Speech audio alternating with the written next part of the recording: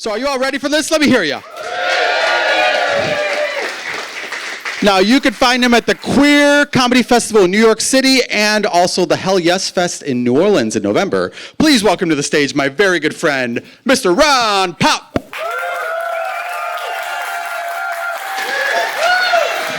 Hello. God damn it. How's everyone doing? Oh my God, I can't see shit here. Holy, oh, you're hot. God, hi. Not you. God damn. Hi, before we get started, can we just give a hand for Dana Kaye for opening? She's one of my favorite Chicago comedians. And then we have Manny Petty. A lot can be said about Manny Petty that hasn't already been said by the Center for Disease Control. I hate him. Manny Petty and I are what is known as gay nice. Are there straight people in the audience? Okay. It's what you would call passive aggressive. He saw me today when he got here and he said, "Oh, that's a nice suit. Did you not be able to find it in your size?" So when he was on stage, I had him swatted. Have fun going home, bitch. This is a great crowd. This is amazing. I had no idea who would show up, and I can't see, but I can kind of see like heads, and this is amazing. I was doing my pep talk in the mirror this morning, and I was like, today will be the day they do not come. I like to do a pep talk in French because it's more pretentious that way. But this is great. And to clarify, I've gotten feedback unwanted online, imagine that, on the title of the show. The title of the show is America's Sweetheart because I am America's sweetheart. Yeah, no, it's America. If I say I am. That's how we do things here. It's not like, ain't nobody out there checking Dr. Pepper's credentials. So my father has a world's greatest dad mug, and trust me, nobody voted on that shit. So I am America's sweetheart, and I have to say, I'm a pretty good America's sweetheart, better than several. No, seriously, that's not a joke. So we're just getting started. It used to be, who used to be America's sweetheart? Shirley Temple. You know what she did? Blackface. Twice, and became a Republican. When I was a kid, you know who America's sweetheart was? Baby Jessica. Anyone remember her? Yeah. All that bitch did was fall down a well, so I think I'm doing okay. I don't want to get serious, but I do want to point something out. I kind of wanted to postpone this show because I've put on some weight. I was one of the few people during the pandemic to lose weight because I would ride my bike all the time because there was jack shit else to do. So I actually came out of the pandemic and I lost weight. And then Trump got the nomination again, and I was talking to my therapist and I was like, I want antidepressants. I'm an American with health insurance. I deserve antidepressants.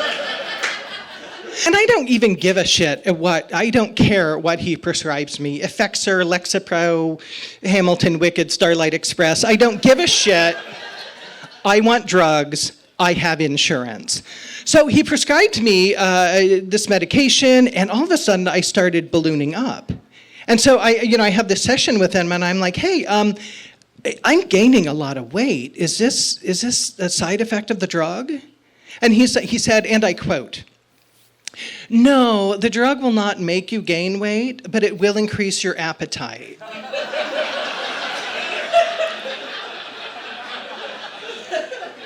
I ain't got no time for loopholes, bitch.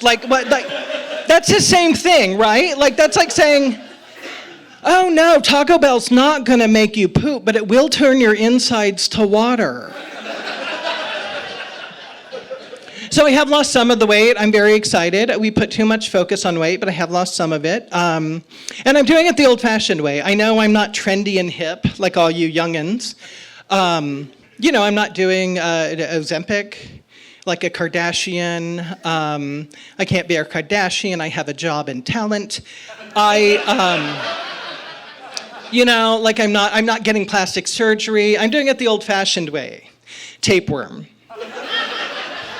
Yeah, I got the idea when I was reading the Little House on the Prairie books, and gotta say it's working okay. I got a little ways to go, but I have found, and I've always kind of struggled with my weight. Anyone else? Okay. Okay. Well, the three of us. Everyone else is perfect. This guy who thought he was hot didn't even clap, so. But I have found where how I feel about myself is completely changed by where I'm at. You know, like if I'm at the opening of a show downtown, I probably feel like a 5. But if I'm at Walmart, I feel like a 10. You know, yeah, I'm a fancy martini bar 5, but you know what, bitch, I'm a Red Lobster 10. I mean, put too much weight on it. And I gotta say, I am tired of pretty people. I don't if I have to listen to Matt Bomer tell me how hard it is to be gay one more time. Has anyone seen Fellow Travelers, by the way? Okay, my God. I have never been so angry, so sad, and so turned on in all my entire life. But I'm just if you're pretty, you should be an asshole. I'm sorry. If you're pretty, you should just be an asshole because the bar's too high otherwise. No, my gastroenterologist is the hottest man I've ever met in my life. You know how uncomfortable that is? I can't look sexy during a colonoscopy. Nor can I remotely sound sexy while talking to him about my colonoscopy. A little bit about myself. I am from Indiana, small farm town in Indiana. Yeah, no applause needed. That's good. That's y'all got that right. I don't go back there a lot because my parents live there, but my parents and I have a lot of religious differences, if you consider gay a religion. What I love about being gay in my family is that I'm always going to be the black sheep. It doesn't matter what. And I've done things a lot of people in my family haven't done. I've graduated high school. I graduated college. I moved out of the zip code I was born with. Doesn't matter. I'm going to be the black sheep. My cousin will never take his gun off. He was mowing the lawn one day. The gun fell out, shot him in the leg. I'm still the black sheep.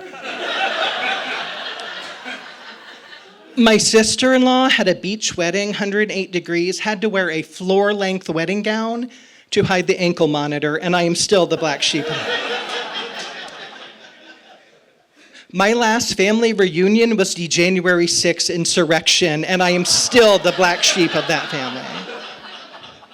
My therapist asked me once if I'd ever thought I made my parents proud, and I'm like, are you new here? No. No, but to be fair, judging by the bumper stickers on their cars, the only thing that really makes my parents proud is losing the Civil War, which I love. Y'all, I love it so much. I just love that, from Noah and the flood to yesterday, the one thing my family will cling to is that time our ancestors got their asses kicked. That's it. That's the high point. That's an odd hill to die on. But if anyone knows about dying on hills, it's the Confederacy. So I'm almost 50. I'm 47 years old. Yeah, okay. You don't need to cheer. You can just say you don't look it. That's fine. Yeah, which is great. I actually don't think I look that bad for 47. And also, I have a lot of friends who didn't make it this far. So I'm fine getting older. But I did read something that really scares me. And it was online, so it's true. I'm going to get the statistic wrong. 52% of people over the age of 45 have admitted to pooping their pants at least once. I don't know what you're laughing at, because from here it looks like we're all ticking time bombs. Do you know, except for you look like 20. How old are you? No, you're not third. No, you're not. Oh, no, now that I get closer, I see it around the eyes. No, I got it. So, yeah, we're all ticking time bombs here. So exits are there, and there, and that's all I'm saying. Yeah, so now every day when I get up in the morning, I'm like, will today be the day I poop in my pantaloons? I don't know why I do that. I don't even like the French. I don't I don't mind the French. I just don't trust anyone who likes Jerry Lewis that much. Now that I have gotten older, I've thought about my life, and you look back. I mean, if anyone here is my age, you look back and you're kind of sad about things that turned out the way you didn't want them to or whatnot. Like I never got that Fonzie tattoo. Yeah, I never made out with Kirk Cameron. Although, to be honest, I probably dodged a bullet on that one. But yeah, it's like Magic School Bus. Did anyone read Magic School Bus? Okay, yes. So I would read this as a kid, and I'm like, this is amazing. I'm going to get on a school bus, and I'm going to have these crazy adventures. And I actually got on a school bus. It smelled like pee, and we went to the zoo. Like, it was a letdown. That's like life, Magic School Bus lied to me. My life wasn't like that. I had to wait till college before I went up a guy's ass.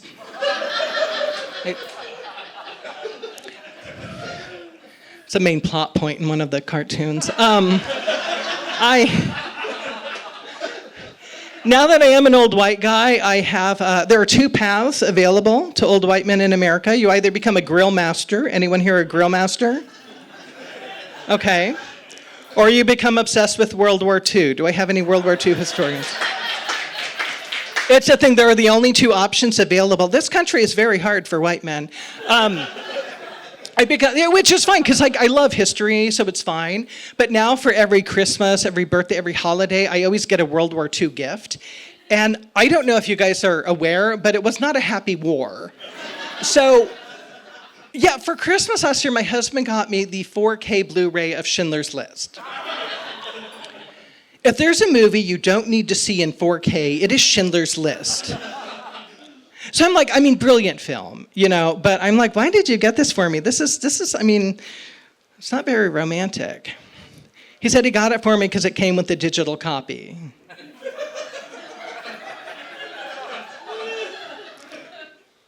Where does he think I'm gonna be that I wanna watch Schindler's List? Like on the train? What the hell? I'm old. Oh God, guys, I'm so old, 47. I can't do Pride anymore.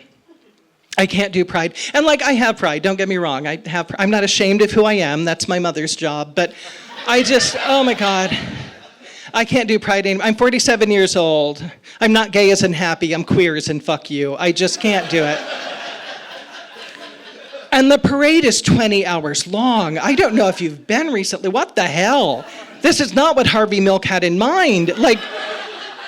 And so I have an idea of shortening it, though. So what we need to do, because first of all, if you don't support gay rights, you're an asshole. I'm sorry. That you don't support trans people, you're an asshole. I'm not piecemealing this shit. But everyone supports us now. This isn't, the 70s or the 80s or anything. So now what we need to do, the only people who are allowed to have a float in the gay pride parade are people who hate us. So we got the Chick-fil-A float coming by. We got the Focus on the Family float coming by. We have the whatever the fuck the gay Republicans are this week coming by. It makes it shorter, and then we get to throw candy at them, and they would love it because they're all closeted degradation kink people. Straight people, if you don't know what that means, feel free to Google degradation kink when you're at home. So I'd preferably do it at work, actually. I just can't do it. It's too much. It's too much. I work downtown. I went to Starbucks at lunch this past June. And I go in, and the barista sees my little rainbow pin they make us wear at work because it's so hard to tell I'm gay without it. The barista sees it, he gives me my order, and he's like, "Sir, I just want to say thank you so much for your courage and your sacrifice."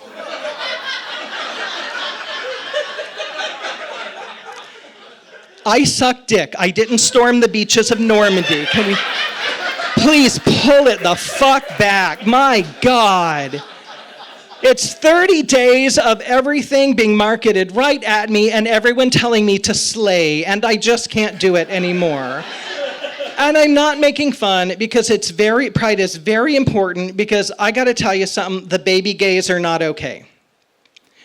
They're not okay. I don't know why they're not okay. My generation worked their asses off so they could do what they wanted with theirs, but they're not okay. Every time One of my friends, gay friends in their 20s calls, I swear, I don't know if I'm old or if they're just melodramatic. And that's coming from me. I turn into Betty Davis when I load the dishwasher. But I don't know what the hell's going on. They're always like everything's changing their life, you know? They're always like, oh, you have to see this movie. It changed my life. Like, yeah, it's called The Color Purple. We've all seen it. You have to read this book. It changed my life. Oh, God, you have to listen to this song. It changed my life. And then the song's like the Baby Back Rib song from the 90s. Like, calm down, people. And I swear to God, everyone calling everyone queen. No, there's one queen. Her name's Judy. Everyone else can sit the fuck down. And if I have to explain to one more xenial Troye Sivan-looking twink who Judy Garland is, so help me God, I'm gonna grab their drip and beat the fucking Riz right out of them. Y'all learn your history. I don't know what's going on. I was at Show Tunes at Sidetracks. I was at Show Tunes night because of course I was. And the two baby gays next to me, so they're showing a clip from Cabaret. Okay, everyone familiar with Cabaret. So they're showing Mine Hair. Everyone familiar with Mine Hair? Yes, because it's an iconic piece of filmmaking, you know, like Liza Minnelli's in her litter bowler and she's doing Fosse, which that's not Fosse, but whatever. She's got the chair. One baby gay turns to the other baby gay and says, do you see her? That's Lady Gaga's mother.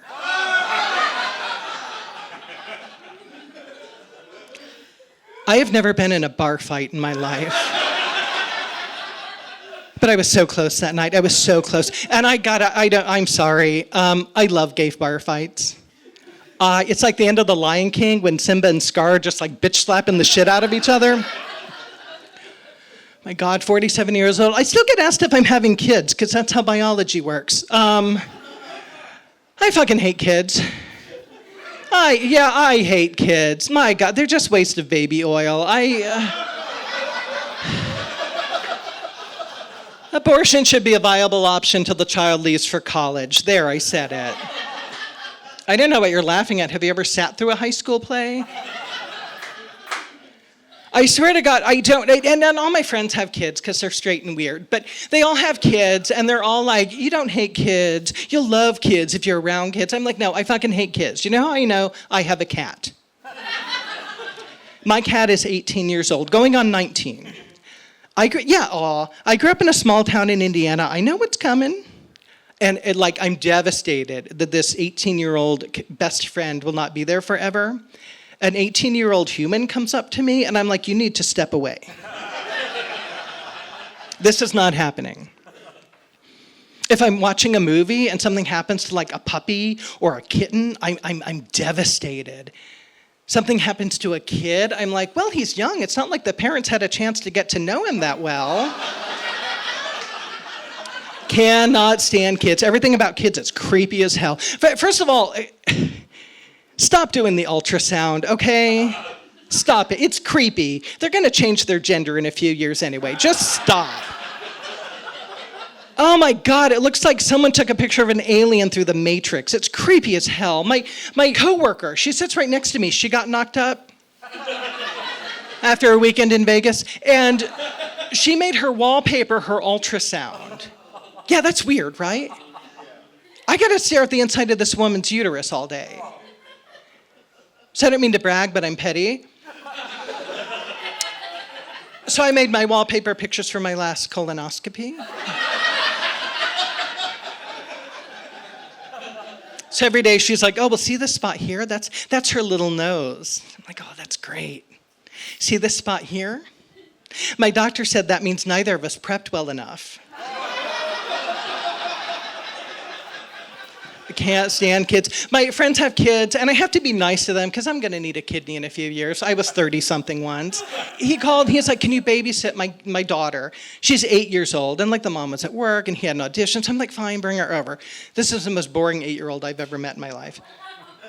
No, like the only thing remotely interesting about her is that she's diabetic. Like, she's the most boring. So I'm like, fine, bring her over, we'll watch TV or something. So we're sitting there watching TV, and she just turns to me out of nowhere and says, hey, this is called Star Wars. Pew, pew, pew, pew, pew, pew, pew. I'm like, oh, well, that's funny. This is called Mommy Dearest, and I slapped her across the face.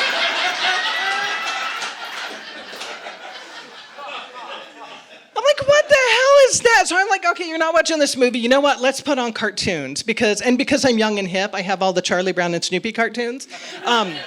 Yeah, I love them. I still watch them. And I even own the obscure ones, like it's Arbor Day, Charlie Brown, where you learn about trees, or like Abortion is Healthcare, Charlie Brown, where you learn what happened to Peppermint Patty's mother.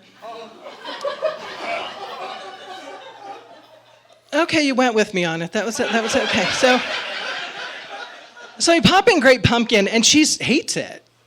Like, what demon from hell doesn't love the Great Pumpkin, Charlie Brown? So I'm like, oh my God, what do you want to do? And she's like, I have homework. And I'm like, bitch, you're 8. She's like, no, I have to do a report. I have to do a report on either Helen Keller or Anne Frank. And I'm like, okay, that's a lot for an 8-year-old. Like, that's heavy. But do Anne Frank because Helen Keller is sexist. So... No, Helen Keller is not, like, herself is not sexist, or the Annie Sullivan. No, but I just find the whole story of Helen Keller to be fairly sexist. Because, again, how we talked about it's hard to be a white man in America. Helen Keller had a brother. Could do everything Helen can do, sometimes even better, and nobody remembers him, and that just rubs me the wrong way. So I was like, fine, do Anne Frank because, hey, World War II, and also there's a personal connection, because when I was 13, I also kept a diary and went to camp. So she, think about what you're laughing at. So she pulls out her iPad, because again, she's 8, and she has an iPad. And so all of a sudden, like, she sets up, and she turns into like a 1940s secretary. She's just like, oh. And then making notes, and out of nowhere, she's like, I could use a waffle. I could use Channing Tatum. I don't know. I could use a waffle. So I'm like, fine, you're being quiet. I make her a waffle from scratch. Because I don't just have waffles on hand. So anyway, and I'm adorable. I turn the little pats of butter into circles for the eyes, and I do a smiley face, in syrup, and I do hair in syrup. And I set it down in front of her, and she says, and I quote, I only like frozen waffles. No, this has happened before. I don't know if you've ever been out to dinner with a kid, but I've gone to dinner with friends of mine who have kids, and a kid will be excited about something and order it and then not eat it. Like, how much food is wasted because kids are assholes? I must have her and her goddamn waffle in the freezer, but her dad showed up. I did call my doctor and got my vasectomy scheduled the next day, so that was pretty good. And the only thing worse than the kids is the parents. Oh my God. Y'all, once you have kids, you get smug as shit. Because you got us. Like, you have us roped in for every school fundraiser, every junior high production of Equus, every Girl Scout cookie drive. You got us roped in. And it's all a scam. Any school fundraiser is a scam. There, I said it. It's all a scam. It's all a scam. You know how I know? Because when I was in high school, we had a teacher's kid got sick, and so we all pitched in.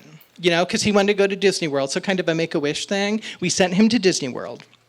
The kid got better. The teacher refused to give the money back. That's a dick move. It was in high school. I gave $20. Do you know how much money that was to a 16-year-old in 1993?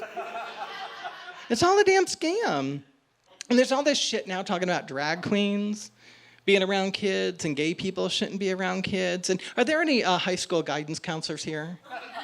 No, seriously, is anyone? Okay, good. High school guidance counselors need fired, and we need to replace them with drag queens. Look, it's an untapped, the queers are an untapped resource. I'm just saying, but drag queens, they can do anything. They can fucking do anything. I don't understand all this controversy right now. I really don't. Like, you want something done? Ask a drag queen. Seriously, budgeting? You want to know how to budget? 90% on makeup, that 10% left over can be stretched in ways only a drag queen can do it. You wanted to teach home ec? I have seen drag queens make couture gowns out of pizza boxes and orange peels. And because this is America, let's talk about school shootings. You know what's not scary? Your English teacher with a gun. You know what is scary? A 6-foot-tall drag queen in 10-inch heels and 2 feet of hair running at you with a rifle. That's gonna stop it. Yeah, I don't get it. It's so ridiculous. And then there's all this stuff like, oh, we can't have gays around kids. Like we want to be, quite frankly. But like, all these laws are being passed. And I just gotta tell you, a little history lesson, queers get shit done. You need more of us in the world. Like from 1969, when Stonewall happened, we were considered a mental illness. Within 50 years, we got full marriage equality because we get shit done. I can't even. Hey, y'all, remember monkeypox? Lasted 2 months. You know why? It fell in our community. We're like, oh, yeah, we know how to do this. Yeah, okay, vaccination nights at the bars and the bathhouses, 2 months. That shit's gone. You're welcome, straight people, because queers get shit done. Could you imagine like how much better history would be if everyone could have just been gay? First of all, we'd have less people. But how differently the world would have turned. Even like minor people, like Amelia Earhart. If Amelia Earhart were a lesbian, she would arrive safely on time with 2 rescue dogs in that cockpit. It's ridiculous. And by the way, just tangentially, because I'm just on a soapbox right now, straight men, get yourself some gay friends. What the hell? Women ain't got time for your shit, okay? Women don't have time for your shit. They're too busy worrying about the glass ceiling and how to do that hair towel turban thing when they get out of the shower. They don't have time for you. Gay men got time for your shit. Oh no, you want to talk about Debbie in finance, who I will never meet, but I already hate? Yeah, let's go grab a drink.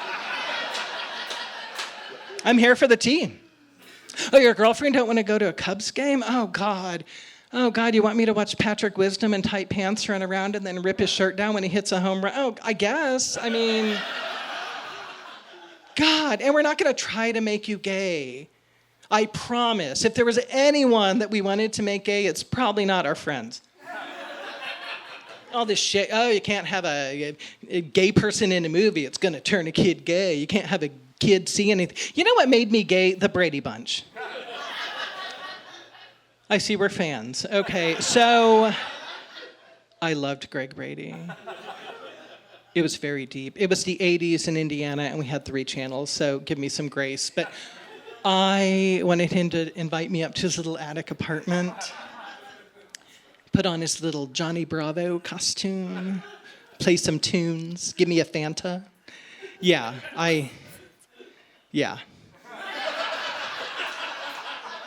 Where was I? Oh, yeah. So, like, and I would watch it after school. I mean, there were 2 episodes on, so I would always go home and I would watch it after school. It was always like, rush home from school for 10 years, Brady Bunch, masturbate, Scooby-Doo, homework.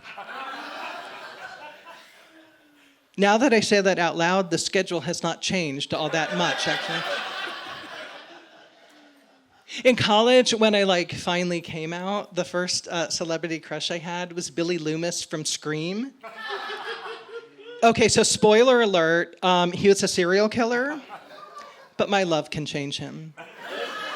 It totally explains the type of man I dated in my 20s. I only dated red flags. Like, if you could destroy my credit rating, I would date you for 6 months. Nowadays I don't have to date, which is great because it's horrible, but I've actually been happily married for 11 years. Yeah. Or as my husband calls it, married. I don't like to talk about my husband much. I don't want to like give him a big head, but my God, I married above my station so far above my station in life. He's amazing. He can do anything except cook, clean, load the dishwasher, sew, or put the toilet paper on in the correct way. But he's amazing. He's just, and it's been great. We've been together for 15 years, around 15, married for 11. And the other day he turned to me and he said, "Hon, if anything happens to me, I want you to remarry." I know. I said, "Hon, God forbid anything happens to you, I will never remarry." but I will become the biggest whore that mankind has ever known. 15 years of monogamy. Kinky to us is leaving the lights on. I'm going to Steamworks. I'm talking some Old Testament level whoring. I am gonna Sodom and Gomorrah like there is no tomorrow. My dream is at the end of my life that my tombstone is just one big, very popular glory hole. Straight people, when you get to work, Google glory hole. Since we've talked about gay sex, who believes in God? I don't have a transition, I'm sorry. I really don't. There's a flow, and I just didn't know how to open that one up. So anyway, God's great. So if whatever you believe is fine. Whatever you believe is fine. I have my own beliefs. We should all have our own beliefs. It's fine. You just can't force other people to believe it. I have no problem with God, but her fan club is getting on my goddamn nerves. I told that joke once, and someone from the back was like, God is a he, and I'm like, oh, so pronouns matter, bitch. So I don't know what it is about me. I don't think I have the aura that says, hey, come talk to me about God. But every time I'm anywhere, every time I'm there's the street preacher in front of what was Old Navy, anytime, or on the train, anytime someone has a Bible, they're like, ooh, a queer, we have work to do. And so I don't know how they know I'm not wearing these shoes at the time. But I'm like, and I don't know what to say to them, because I everyone was Christian where we were from, and if you were not Christian, nobody really talked about it. I'm sure there were, atheists and different, but I mean, where I grew up, everyone was just, and we talked about Jesus at school, and it was ridiculously illegal, and I'm in therapy, but I don't know what I'm supposed to tell these people, and they come up to me, because they're always like, pardon me, have you ever heard of Jesus? No. Oh, God, no, I'm from Indiana. Was he in a movie or maybe a Broadway musical I might have seen? Being gay is wrong. Well, this is the first time anyone's ever told me this. My God. Like, what's the end game here? I'm supposed to change my belief structure because two strangers talked to me? It didn't work for the Mormons, and they were hot. And there's all this talk about grooming people. Like, I've never had a gay person come to my door and been like, would you like to join me in gay activities? I dreamed it would happen. I have a movie at home where it happens to a pizza delivery boy. Oddly enough, the movie is called Growing Pains. But it was never... It never happened. So I don't know what to say. I think at this point, I'm just going to start countering with my own religion and be like, oh, Jesus, have you ever heard of Cher? Here's a copy of her Oscar-winning performance in Moonstruck. Here's a copy of what should have been her Oscar-winning performance in Mask. Here's a copy of her ABBA tribute CD. Go, Dark Lady. Gypsies, Trans, and Thieves. What the hell? I don't, Before I became this illustrious, stand-up comedian, I have to say, by the way, I do have notes here because I'm talking a lot, but you really should read the notes, because it's like gay religion, black sheep, Confederate flag, pooping pants, time bomb.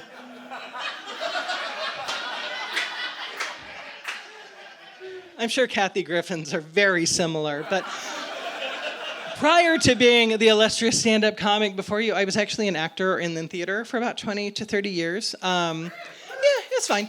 Yeah, it's fine. Yeah, we're fine. We're good. I did some regional theater, a horrible show in Wisconsin. I toured for a bit with some stuff, and yeah. But I kind of wanted something else. It started changing pre-pandemic. I had this audition for the stage version of The Wizard of Oz, which is my favorite movie. I'll give a second for the shock to wear off. And ready to go? Okay. So I go in and I do my little bit and my song and whatever, and I leave and I don't get the part, and but I know the casting director. So a week later I call him and I'm like, hey, just checking in. Did I botch it, or was it just you guys went with someone else? He said, and I quote, I don't know if you know this, but when you dance, you look really faggy. I did know that. I have eyes. But also, I'm too gay for the Land of Oz. I'm too gay for a stage adaptation of a Judy Garland movie that features a gay lion. I can't even be one of the bitchy hairdressers in the Emerald City. That's kind of an accomplishment, I'm not gonna lie. The last show I was in was the worst show I was ever in. It was Thornton Wilder's seminal American classic, Our Town! ! It was in a black box theater in Chicago. It sat like 75 people, okay? Is everyone familiar with Thornton Wilder's seminal American classic, Our Town! ! Okay, so there's no scenery and there's no props. So if I'm giving you a glass, I just go like this, and it's a prop glass, and you take it, and hilarity ensues. So thank God there is no scenery, because the woman in this play would have eaten it all. She was not only the worst human being I've ever met in my life, but she was the worst actor. I don't badmouth actors. She was the worst actress I've ever met in my life. For the sake of the story, I'm going to call her Sarah, but her real name is Jeannie. So we get to like the read through, and it's like, how did she get hired? Her husband was a director. So it's like, okay, here we go. So no one reins her in, and she gets just bigger and bigger and bigger and bigger. So we get to the preview final dress, okay? And usually there's like 10 people there. It's not a big deal. The show's not open. She invited 50 people. 50 people. Like, everyone was there. Kate, Allie, Chico, the man, everyone was there. If you got those references, get your prostate checked. So I have like one scene with her. Okay, in Act 1, I played the milkman. And in Act 3, I was like a dead person in the cemetery, which, by the way, is what they call range. And she played Miss Gibbs, who was like the mother of one of the lead characters. Okay, so we have a 30-second scene in this production that was formerly known as Thornton Wilder's seminal American classic, Our Town! ! And I come up, with my fake milk. And I'm like, oh, what a wonderful slice of Americana today is. Here's your 3 milks and 1 cream. That'll be 10 cents. You're welcome. So she is acting this role with all the restraint and grace of Muppets playing Hamlet. Oh, God, all these bottles. Let me set them down. Oh, 10 cents. Bitch pays me in pennies. Because it's a play about paying for milk. This 30-second scene is 5 minutes long. 1, 2, 3. Like, when she gets to 10, the audience is going to applaud. Like, what the? Anyway, I finally get my fake-ass money, and I go backstage, and I sit down, and I open my book. And we have a full house, mind you, because she invited everyone. All of a sudden, I hear, psst. And I look up, and there is Gloria Swanson in all her anger. And she says to me loud enough so people can hear, "You didn't tell me which one was the cream."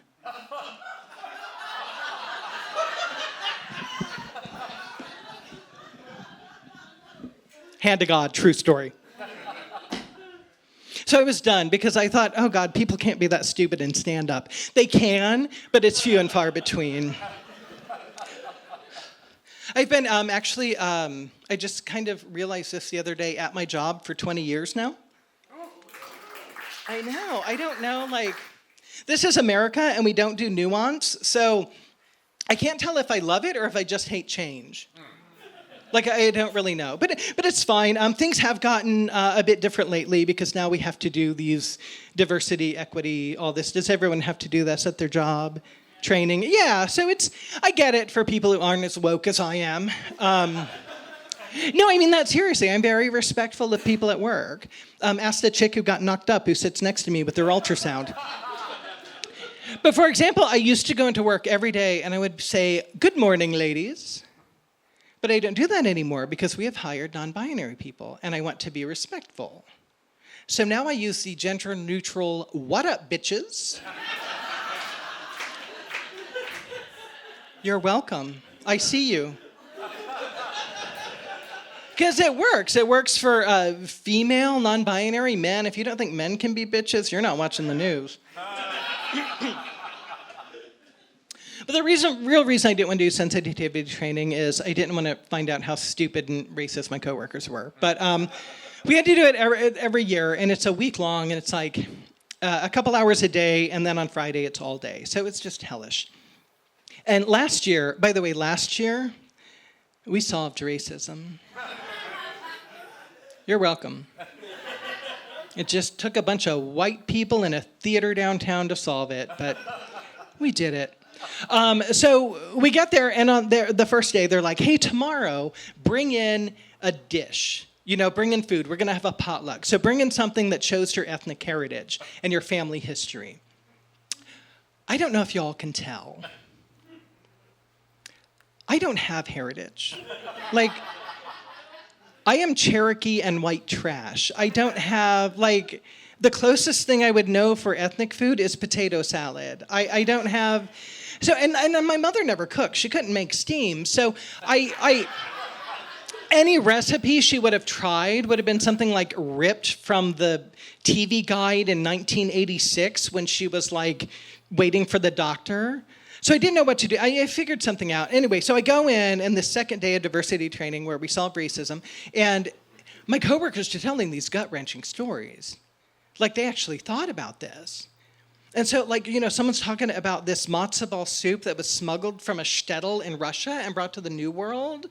Or this, it was really moving. Or this pork pie that her great-great-grandmother carried with her on the Underground Railroad. And then it gets to me. And I'm like, behold the food of my people, Lonnie Anderson's meatloaf.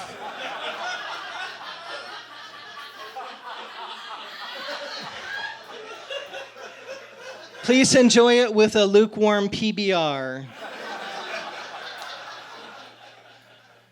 I have to say, Lonnie Anderson's meatloaf was the hit, and more people had that than anything else. So, I don't know. Maybe I got a little Lonnie Anderson in me. But the last day was the worst. Oh my God, the last day was horrible, because it was 8 hours, and we did everything, gender identity, racial identity, pronoun, anything you can think of, we covered. And at the end of the 8 hours, the one thing was said that never should be said in a workplace setting. Does anyone have any questions?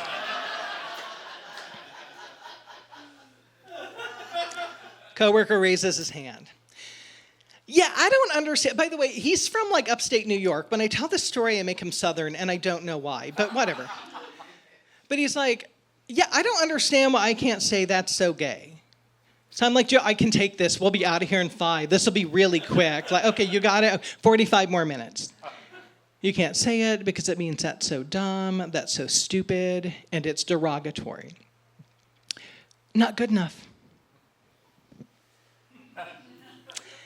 Yeah, I get that, but I don't mean that's so gay as in that's so homosexual.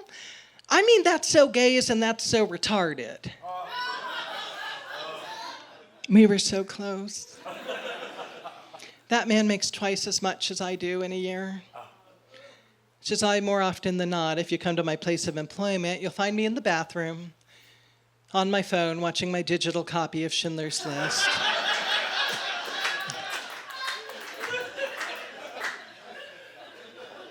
Oh, how's everyone feeling?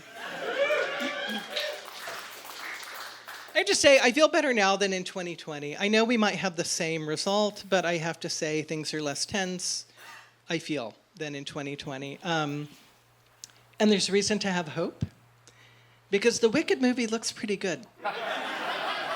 I'm not gonna lie, and it has a homo. 2 homos, because Bowen Yang's in it too, and then Jonathan Bailey and every single chorus boy. So, yeah. Thank you guys so much for coming tonight. Another hand for Dana and Manny.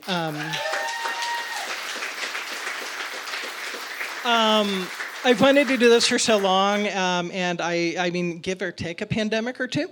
I've been doing stand-up for about 6 years, and I'm in New York for the first time next week. Yeah. Usually when I go to perform, it's kind of in alleys, but no, this time it's gonna actually be at a comedy festival, and then I'm in New Orleans in November. And just some of you I know have, some of you I don't recognize, the arrogant guy who thought he was hot, but